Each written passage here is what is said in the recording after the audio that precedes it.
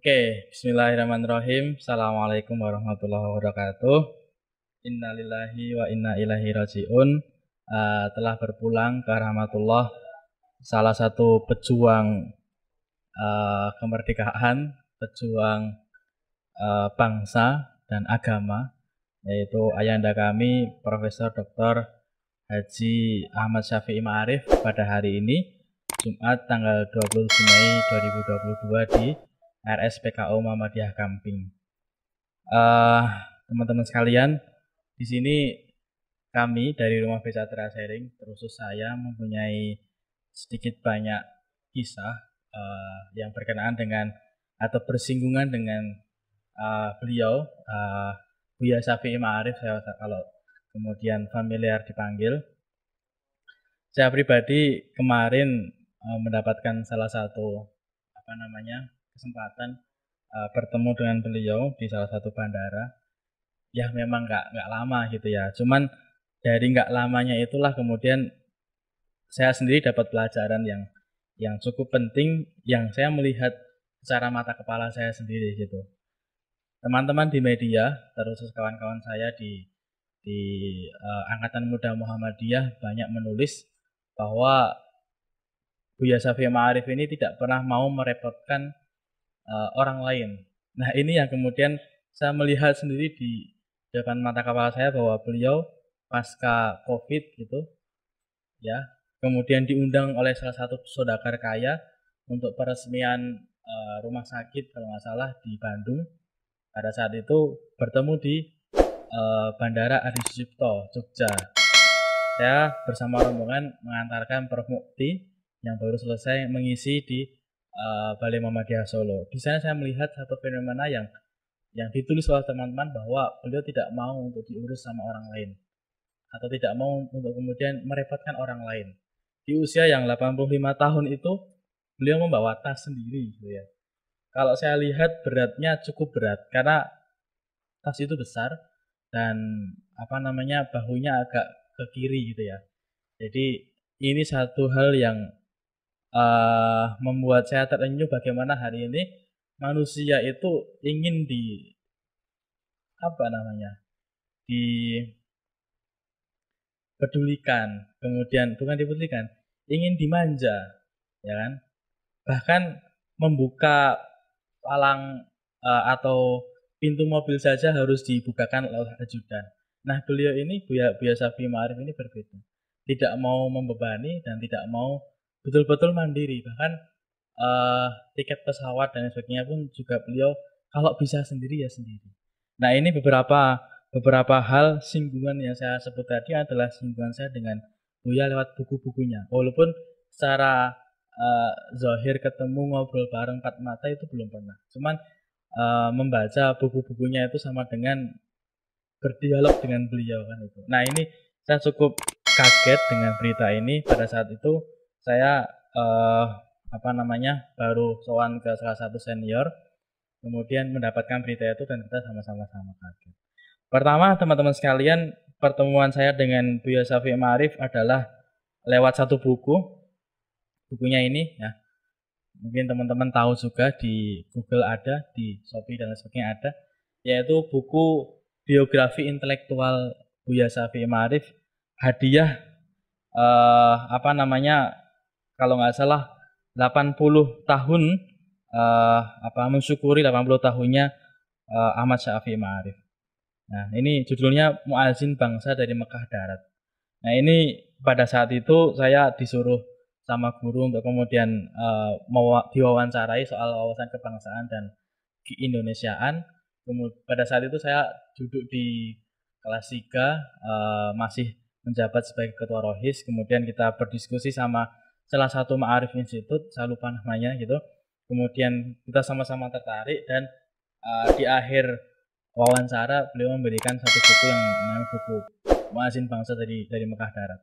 Buku ini pada awal saya membacanya cukup berat karena bahkan saya nggak selesai karena cepat hilang juga gitu. Membaca kelas 12 dengan bacaan-bacaan yang tema-temanya cukup berat. Di sini ditulis sama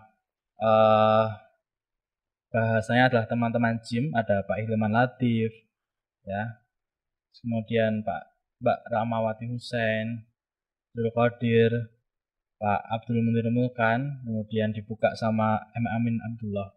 Ini apa namanya, satu buku yang mengenalkan saya dengan Buya. Nah, maka hari ini kita akan membahas sedikit, merefleksikan tentang Buya Syafi'i Ma'arif lewat buku-buku beliau. Nah, gitu ya. Ada 4 buku yang nanti kita akan coba ambil saripatinya. Yang pertama, Mu'azzin Bangsa dari Mekah Darat. Yang kedua, Membumikan Islam, gitu, dari romantisme masa silam menuju Islam masa depan. Kemudian Tuhan Menyapa Kita, dan yang terakhir adalah krisis Arab dan masa depan dunia Islam. Kenapa harus buku, kan gitu pertanyaannya. Kenapa kita nggak merefleksikan secara kisah? Nah, salah satu interaksi paling bagus menurut saya semenjak kita tidak pernah bisa ketemu tokoh adalah dengan bukunya. Dengan buku itulah kemudian kita tahu tokoh itu mau apa dan harapan apa yang kemudian diberikan oleh tokoh itu kepada bangsa. Nah, kita tahu Buya Syafi'i sangat mengkhawatirkan bangsa. Pertama, teman-teman sekalian, dalam bukunya Tuhan Menyapa Kita, nanti kita akan bahas buku ini satu persatu di lain sisi. Hanya satu hal yang pengen saya share di sini adalah menghadapi peradaban modern dengan zikir dan fikir. Nah, ini adalah satu tema yang kemudian mungkin oleh teman-teman fundamental gitu ya, mohon maaf, itu kemudian dikatakan sebagai Buya ini adalah orang yang liberal.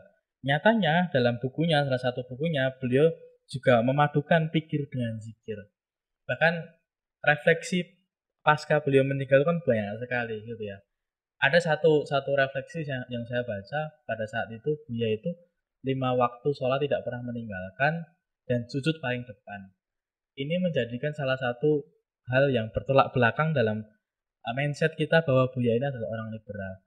Walaupun secara pribadi saya juga beberapa tidak setuju. Nah, itu kan hal yang sangat wajar bahwa dunia ini tidak semuanya harus sejalan dengan pikiran kita gitu ya. Nah, dalam tulisannya ini Buya itu membahas tentang menghadapi peradaban modern dengan zikir dan fikir. Peradaban modern ya, itu yang dikatakan oleh banyak orang sebagai post-truth ya. Kemudian banyak hal yang kemudian masuk ke sana, ideologi-ideologi yang masuk ke sana, dan seterusnya. Ternyata oleh Buya diberikan satu alternatif, bukan ideologi yang hari ini kita kenal sebagai sekularis atau liberalis, tapi dengan zikir dan fikir. Nah, sebelum kita ke sana, teman-teman sekalian, Buya ini merujuk salah satu pemikir dan pembaharu Muslim, Muhammad Iqbal, bahwa fikir dan zikir harus diintegrasikan secara mantap bila mau membangun peradaban modern yang segar. Nah, ini kemudian dilihat lagi oleh Buya dengan pembacaan-pembacanya, dan satu mengutip Gustav Le Bon mengatakan dalam The World of Islam Civilization bahwa jika Muslim ini menaklukkan sebuah kota, yang pertama mereka lakukan adalah mendirikan masjid dan sekolah. Nah, dua institusi ini, masjid dan sekolah, adalah bentuk dari implementasi zikir dan fikir. Masjid sebagai zikir, ya, qalbu, untuk menenangkan hati, ya, kemudian meluruskan niat, dan seterusnya, ya, memantapkan langkah-langkah, dan fikir yaitu adalah sekolah untuk melihat secara konteks zaman. Ya. Nah, dua hal ini yang kemudian ternyata Buya itu menginginkan, ayolah anak muda ini ya menghadapi peradaban zaman modern hari ini itu dengan dua hal ini, bukan dengan hal-hal yang lain. Nah, maka teman-teman sekalian, fakultas zikir dan fikir ini harus kita implementasikan sebagai bentuk penghormatan kita kepada Buya Syafi'i Ma'arif yang telah memberikan jasa-jasanya sampai hari ini. Nah, ini dalam buku ini pun juga Buya ini mengkritik habis-habisan bagaimana cukong-cukong gitu ya, atau tikus-tikus politik yang menghambat perkembangan zaman khususnya di Indonesia. Dan di sini juga beliau menorehkan tulisan-tulisan dan kegelisahannya ya di dalam buku ini. Teman-teman bisa baca buku ini untuk sebagai satu refleksi bersama untuk semakin semangat bahwa ada orang tua yang umurnya 80 tahun ke atas masih memikirkan bangsanya gitu ya. Masih memikirkan bangsanya. Oke, refleksi yang kedua itu dalam buku beliau Membumikan Islam dari romantisme masa silam menuju Islam masa depan. Nah, ini pernah kita bahas bareng Mas Rahmat yang sekarang jadi ketua PCIMM Sukoharjo. Linknya nanti ada di atas ya, teman-teman bisa lihat. Membumikan Islam. Di sini teman-teman sekalian, saya menekankan lagi bahwa Buya yang sudah berumur saja, dalam artian 60 ke atas ya, itu masih semangatnya sangat mendasar ya. Kalau bahasanya sumur energinya untuk dakwah, untuk kemanusiaan, untuk bangsa dan negara itu sangat besar sehingga energi itu tidak pernah habis, seakan-akan tidak pernah habis. Nah, maka dalam salah satu bab ya atau judul dalam Membumikan Islam ini, Buya menulis diperlukan stamina spiritual yang tidak mudah penat ya. Saya akan membaca salah satu paragrafnya karena menurut saya penting untuk kita refleksikan bersama-sama. Bahwa seorang muslim akan dinilai sebagai orang yang lemah bila mana idealismenya bersifat musiman. Sebelum punya kedudukan penting misalnya, idealisme menyala-nyala. Percakapannya dari hari ke hari adalah perjuangan untuk membela keadilan, menegakkan kebenaran, memerintahkan yang ma'ruf dan mencegah yang mungkar. Namun bila keinginannya untuk mendapatkan posisi yang menguntungkan secara duniawi, semua cita-cita besar tersebut dimasukkannya dalam museum sejarah masa lampau. Kini ia tampil sebagai manusia yang lain sama sekali. Idealismenya telah jatuh sedemikian rupa. Kalau kita masih mau menyebutnya sebagai suatu idealisme, karakter yang semacam ini jelas tidak mungkin mengundang pertolongan Allah. Jikapun pertolongan itu datang juga misalnya, maka amanah yang pasti hancur di tangan manusia yang lemah karakter ini. Dari pembicaraan ini mungkin dapat kita katakan bahwa dunia Islam sekarang masih harus berjuang lagi untuk melahirkan para pemimpin yang tidak termasuk dalam kategori idealis musiman yang hanya dapat melihat kehidupan ini dari kacamata pragmatis. Nah, terusan daripada penulisan ini beliau teringat dengan kata-kata Kuntowijoyo ya, bahwa sebagai hadiah saya ditawari surga ya, tapi karena kakiku masih di bumi maka saya akan turun untuk sampai dengan kejahatan terakhir ditumpas dan kezaliman hilang. Nah, ini teman-teman sekalian juga dinarasikan oleh Buya Sa'afiri dalam bukunya ya, yang mengutip Iqbal dalam karya klasiknya The Reconstruction of Religious Thought in Islam, bahwa ada perbedaan visi yang amat tajam bagi seorang nabi dan seorang sufi ya. Iqbal menulis, Muhammad dari Arabia telah mi'raj, mencapai langit yang tertinggi dan ia kembali. Saya bersumpah demi Allah, jika sekiranya aku telah mencapai titik itu, aku tak akan pernah kembali. Ini adalah perkataan seorang rohaniawan besar muslim, Abdul Qudus dari Gangoh. Dalam seluruh jajaran literatur sufi, akan sangat sukarlah tampaknya menemukan perkataan yang dalam satu kalimat mengungkapkan suatu persepsi yang demikian tajam tentang perbedaan tipe kesadaran kenabian dan kesadaran mistik. Seorang sufi tidak ingin kembali dari kesantaian pengalaman wahdaniyah, dan bahkan bila ia benar-benar kembali dan memang harus kembali, kepulangannya tidak bermakna bahwa bagi kemanusiaan pada umumnya. Nah, ini menjadi satu refleksi sekali lagi bahwa kita anak-anak muda ini harus mempunyai sumur ya energi dan ketabahan yang lebih dalam daripada yang dimiliki Buya, gitu ya. Karena saat kita melihat, kita sudah mengertilah banyak contoh ya, yang kita tahu bahwa awal-awal kemudian meniti karir itu idealismenya tinggi, bahkan mengatakan mana halal mana haram secara jelas, mana putih mana hitam secara jelas. Tapi manakala tujuannya sudah di depan mata ya, dan kemudian statementnya diperhatikan oleh banyak orang, maka halal dan haram, putih dan hitam itu menjadi abu-abu karena mengamankan dirinya sendiri. Nah, ini yang kemudian dikritik tajam oleh Buya, bahwa sumur itu atau idealisme itu harus kita pegang kuat-kuat. Sudah tidak musimnya lagi kita melihat ya idealisme musiman. Nah, ini juga menjadi salah satu refleksi kita ya, bahwa kita juga menginginkan satu hal yang utopis ya. Kalau aku yang ngomong hal-hal yang utopis ini, kalau teman-teman coba lihat dalam novelnya Dan Brown ya, banyak hal ya, ada Inferno, ada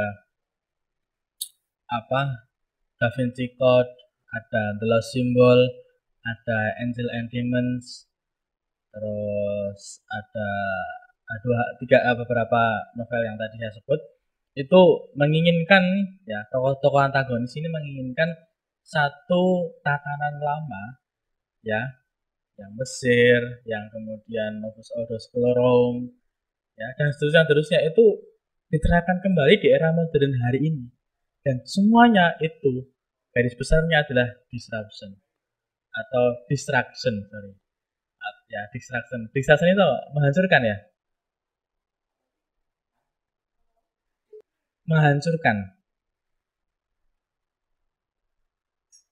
distraction, destroy. Nah, dan semua itu teman-teman sekalian itu bersifat destroy, menghancurkan ya. Contohnya tadi yang kemarin saya selesai nonton adalah The Lost Symbol. Akhirnya ya, walaupun mengecewakan gitu, itu bersifat destroy, menghancurkan ya. Kemudian sebelum saya nonton itu ada Da Vinci Code, juga sama, menghancurkan. Jadi masa-masa utopis yang dulu pernah ada ya. Buya ini tidak menampik ya bahwa Turki Utsmani itu maju, betul. Abbasiyah itu maju, betul. Utsmani itu maju, betul. Cuman zahirnya saja yang maju, tapi dalamannya itu kemudian rapuh. Nah, ini yang kemudian dikritik oleh Buya. Nah, teman-teman sekalian, kalau dalam bukunya Ibnu Khaldun itu pun juga sama, beliau juga mengkritik walaupun secara halus ya, bahwa perkembangan suatu negara atau suatu bani atau suatu dinasti itu mengalami lima fase. Fase pembentukan, fase hilang ya, atau fase pengumpulan, yang ketiga fase kejayaan, fase kemunduran dan kehancuran. Nah, dari 5 fase ini yang betul-betul jaya atau betul-betul memikirkan rakyatnya ya, adalah fase kedua dan fase pertama dan fase ketiga. Bahkan fase ketiga pun kadangkala juga menindas yang lain. Nah ini yang kemudian menjadi kritik tajam Buya, bahwa utopis kalau kita menginginkan bahwa khilafah Islam harus diterapkan hari ini, sedangkan zaman ini belum siap untuk menerima, itu akan bersifat destroy, menghancurkan, karena tatanannya belum siap. Ini juga selaras dengan perkataannya James Clear dalam bukunya Atomic Habits, bahwa beliau menganalogikan bagaimana kanker itu hadir dalam diri manusia. Nah, dalam bukunya James Clear, judulnya adalah Atomic Habits, bahwa penghancuran kanker dalam diri manusia itu 80% itu tidak diketahui oleh manusia itu sendiri ya. Artinya dia betul-betul menancap eksistensinya ke dalam diri manusia, ke dalam tubuh kita ya, bertahun-tahun, berbulan-bulan, baru 80% setelah dia selesai dan hampir tidak bisa kita cabut atau diobati, baru dia menampakkan bahwa dirinya atau eksistensinya itu ada dalam tubuh, dan itu menghancurkan. Nah, teman-teman sekalian, yang dikritik oleh Buya bahwa saya pun juga, nah kalau ini saya setuju dengan perkataan Buya bahwa apa namanya, secara zahir memang maju, tetapi secara batin, secara kekeluargaan, secara apa namanya, akidah ya, secara panutan hukum itu bercerai-berai. Kita tahu Janissary ya, pasukan terkuat Utsmani itu tentara bayaran. Kita tahu Abbasiyah itu bisa survive sampai di detik terakhir itu karena pasukannya Turki. Nah, dan seterusnya dan terusnya. Nah, ini membuktikan bahwa penyakit. Nah, ini saya ini ya temukan dalam salah satu safari Sohan di beberapa senior mengatakan bahwa penyakitnya orang tua, penyakitnya manusia itu adalah ketidakpercayaan kepada generasi muda. Nah, teman-teman sekalian, bahwa Buya Syafi'i itu sangat mengkritik habis-habisan bagaimana seorang pemimpin negara, sultan itu berani menghabisi anaknya sendiri agar kekuasaan dia langgeng. Dia menghabisi keluarganya, sanak famili yang dari jauh agar kekuasaannya langgeng.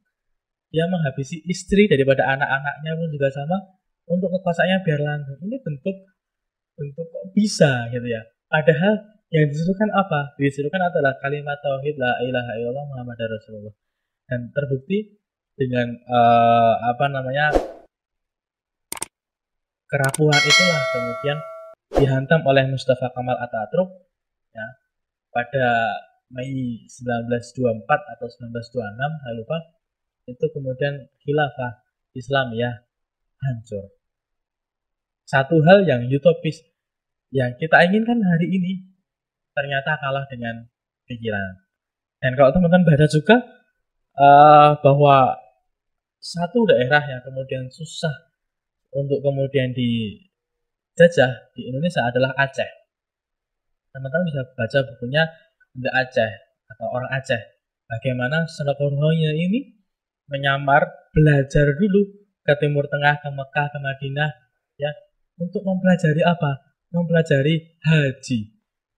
Dengan haji itulah dan pelajaran-pelajaran Muslim lainnya, ya, Senokoruhonya yang bertahun-tahun belajar itu tidak mengganti idealismenya, tidak mengganti pikirannya, itu kemudian masuk ke Aceh dan mempelajari histori, geografi dan sebagainya di Aceh, dan akhirnya bisa meruntuhkan dengan saran-saran yang dikeluarkannya untuk pemerintah bahwa masyarakat Aceh, anak mudanya itu harus dijauhkan dari Quran, ya, perempuannya harus dijauhkan dari agama, tiang agamanya harus dijauhkan, ya, masuklah minuman keras, masuklah obat-obatan, dan Aceh tidak takluk dengan senjata, tapi Aceh takluk dengan pikiran.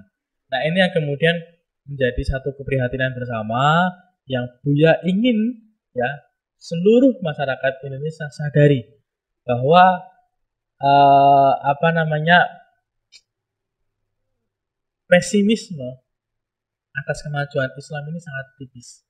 Karena ya kalau apa namanya kita dihadapkan dengan kekuasaan, nyaris keislaman kita hilang. Nah, maka teman-teman sekalian, terakhir dalam buku beliau ya, bukan buku beliau ya, dalam buku yang ditulis oleh apa namanya teman-teman beliau ya, Ma'arif Institute, di Ma'arif Institute, bahwa beliau ini juga mengkritik ya mengkritik kepada politisi dan birokrat negara agar menjauhi mentalitas maling ya. Dalam bahasa Minangnya pancilok ya. Beliau bilang para politisi dan birokrat negara haruslah mempromosikan demokrasi, suatu sistem politik dari rakyat, oleh rakyat dan untuk rakyat.